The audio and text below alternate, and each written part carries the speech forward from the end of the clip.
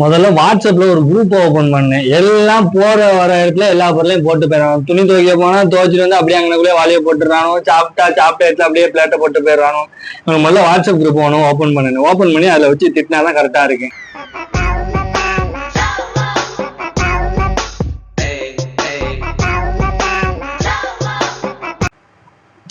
இவனுங்க வேற வேலையே இல்ல, கதவை திறந்து போட்டு போயினா தூங்க கூட நிம்மதியா விட மாட்டேங்கிறானுங்க. காலில் ஒரு வாட்ஸ்அப் குரூப்ல போட்டாதான் கரெக்டா இருக்கு. ஏன் தம்பி போற நீ வந்து கதவை சாத்திட்டு போக மாட்டியா? தூங்குறவங்க எவ்வளவு டிஸ்டர்பா இருக்கு. வந்து கதவை சாத்திட்டு போ, வேற வேலையே இல்லையா? உங்க அப்பா நான் வந்து கதவை சாத்துவான்.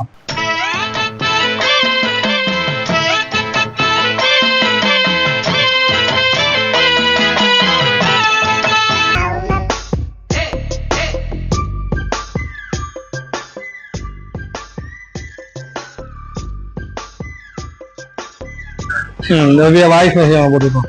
தம்பி சதாம யாரு சாப்பிட்டு தட்டு அண்ணே வச்சுட்டு போனது? எவனை கழுவ மாட்டீங்களா? இதுக்கு ஆள் என்ன வச்சிருக்கோமா என்ன? வந்து கழுவுப்பா.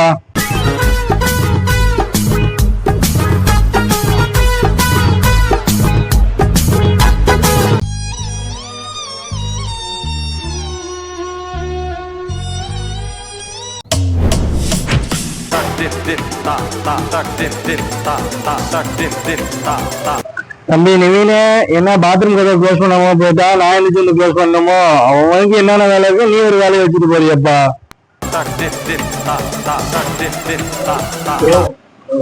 குரூப்ல மெசேஜ் எல்லாம் போடாதீங்க ப்ரோ, ஒரு மாதிரி இருக்கு ப்ரோ.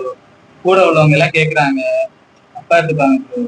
சரி ஓகே ப்ரோ, இனிமே போடாதீங்க.